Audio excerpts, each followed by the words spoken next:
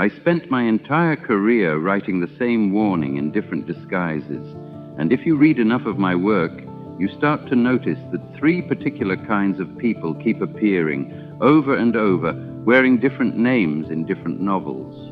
I want to describe them to you plainly, because I think all three of them are still walking around today, and I suspect you already know at least one of them personally.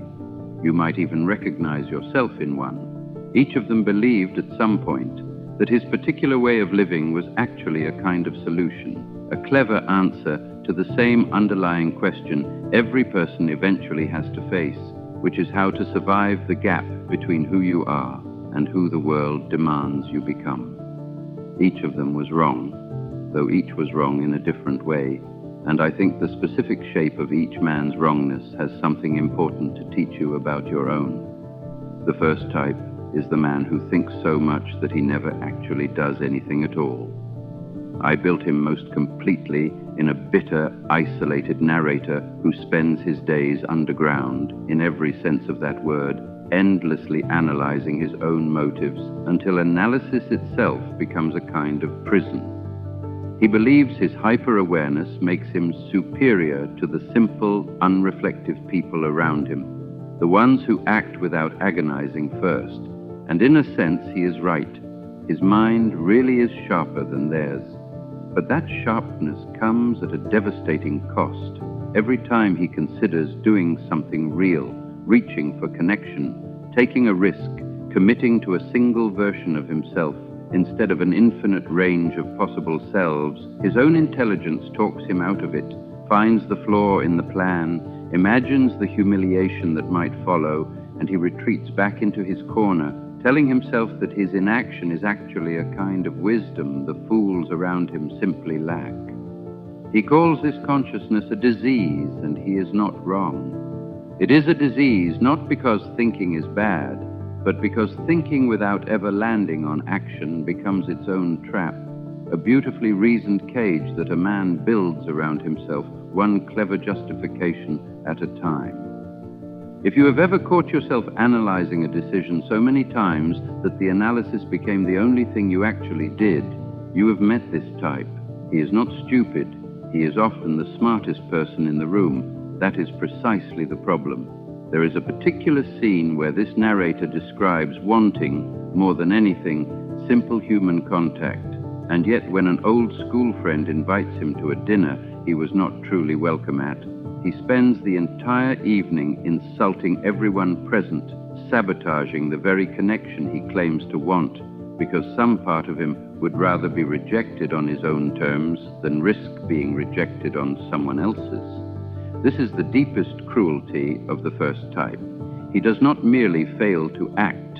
He often actively destroys the small openings that appear in front of him, because acting on them would require surrendering the comfortable superiority of standing outside life and simply commenting on it. The second type is a man who does eventually act, but only after constructing an elaborate theory that makes the action feel justified before he ever commits to it. I gave him an axe and a theory about extraordinary men, individuals so important to history that ordinary moral rules simply do not apply to them the way they apply to everyone else. He convinces himself, through pages of careful, almost academic reasoning, that stepping over one small, inconvenient life is an acceptable price for whatever grand purpose he imagines himself serving. This type is more dangerous than the first, because he actually moves, actually acts, actually crosses the line his intelligence spent months constructing careful permission to cross. But here is what I most wanted readers to understand about him. The theory never actually protects him from what he has done. He discovers, almost immediately, that conscience does not consult philosophy before it responds, and no amount of clever reasoning can retroactively make an act feel justified once it has actually been committed. He spends the rest of his story unraveling, sick with a guilt his own theory told him he should not be capable of feeling, because he built an entire intellectual framework to bypass something that turned out to be structural, not optional. You have met this type, too, the person who can justify almost anything given enough time to construct the argument, who mistakes a clever rationalization for a genuine moral permission slip, and who is always slightly surprised afterward that the guilt arrives anyway, right on schedule, unimpressed by how sophisticated the justification was. There is something almost tender in how thoroughly this man believed his own theory before he tested it against reality, the way a person can spend months convincing themselves that a betrayal is justified, that a cruelty is necessary, that some larger purpose excuses the specific small harm about to be done, only to discover, the instant the harm is actually inflicted, that the larger purpose evaporates and only the harm remains undeniable and entirely his own. The third type is the one I find most unsettling of all, because he represents what happens if you actually succeed at becoming what the second type only theorized about. I built him as a wealthy, charming, faintly monstrous man who has, over the course of a long and cynical life, genuinely lost his conscience rather than merely arguing himself past it. He does not agonize the way the murderer does because there is nothing left inside him to agonize. He can perform generosity when it suits him, funding an orphan's education, handing money to a desperate widow, and these acts look almost like real kindness from a distance, but underneath them is a total emptiness, a man for whom every other human being has become a means to an end, a piece to be moved, a pleasure to be extracted, because somewhere along the way he actually achieved the freedom the second type was only theorizing about, complete freedom from conscience, complete freedom from the moral structure that makes most people recognizably human. And here is the part I most want you to understand, because it is the whole point of including him at all. This freedom does not make him powerful. It makes him the emptiest, most trapped person in the entire story. He has nothing left to want that actually satisfies him, no connection that means anything, no purpose beyond the next manipulation. And when the one thing he does still want, a woman who represents some last flicker of feeling in him, finally looks at him with pure, unmistakable disgust, something in him simply gives out. He does not rage. He does not fight. He walks out into the gray morning and quietly ends his own life because he has discovered too late that a man who has successfully escaped every moral restraint has not actually gained anything. He has simply hollowed himself out until there was nothing left capable of being satisfied by the freedom he worked so hard to achieve. I think this third type is the one people most consistently misunderstand, because from the outside he looks enviable, wealthy, unbothered, free of the guilt that torments the second type and the paralysis that traps the first. But I wrote him precisely to dismantle that illusion, because a man who feels nothing is not free of suffering. He has simply relocated it somewhere quieter, somewhere he can no longer name, and by the time he finally notices the emptiness for what it is, he has already spent decades hollowing out every relationship that might have helped him fill it.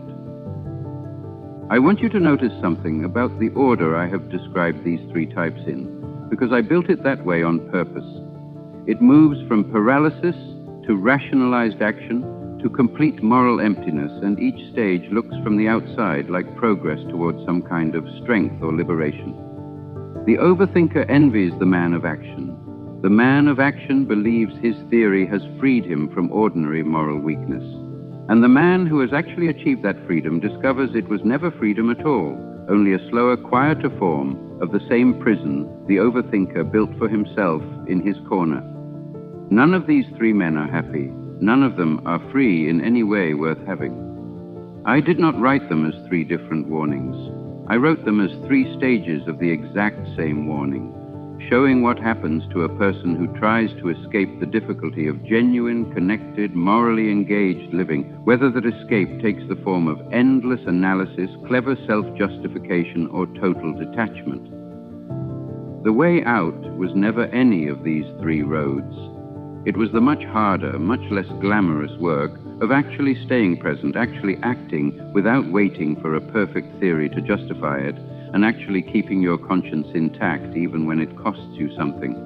I want you to ask yourself honestly, which of these three men you have been closest to becoming, because I suspect if you are honest with yourself, you will find a little of each of them somewhere inside you, and recognizing which one you are circling closest to right now is the first real step toward making sure you never actually arrive. Perhaps you notice the first type most clearly on the nights you replay a conversation you never had, refining an argument for a step you never took. Perhaps you recognize the second type in the small, sophisticated justifications you have built for a choice you already suspect was wrong, waiting for the guilt to finally match the cleverness of your reasoning. Or perhaps more quietly and more uncomfortably, you recognize something of the third type, some small area of your life where you have gone numb rather than face what full feeling would actually cost you, mistaking that numbness for peace when it is really just suffering that has learned to stay silent. I do not think any of these three men were ever meant to be admired. I think they were meant to be recognized, so that whichever road you find yourself walking toward, you might notice it early enough to choose something else instead, something harder, something that actually requires you to stay present, to act without a perfect theory to hide behind, and to keep your conscience fully intact, even when intactness costs you more than numbness ever would.